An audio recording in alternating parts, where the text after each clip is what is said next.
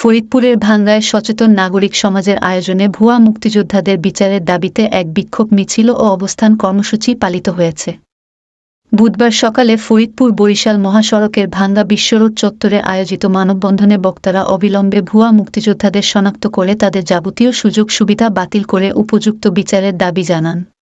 মানববন্ধনে বক্তব্য রাখেন ওসমান মুন্সি, সাইদ মুন্সি, আব্দুস সামাদ খন্দকার, আলম মুন্সি, শহীদুল ইসলাম বিটু মুন্সি, কাউসার মোল্লা, মিজান মুন্সি, মাহমুদুর রহমান তুরান সহ অনেকে।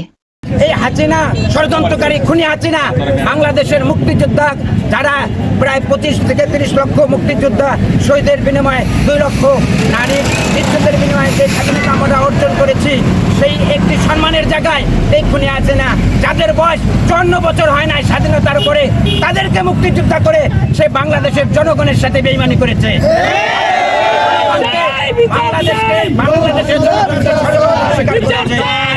আমরা বলতে চাই বৈষম্যবাদী ছাত্র আন্দোলনে ভারতীয় দ্বারা হাজার হাজার ছাত্র জনতাকে গুলি করে হত্যা করেছে। ষড়যন্ত্রকারী হাসিনার আমরা ফাঁসি চাই।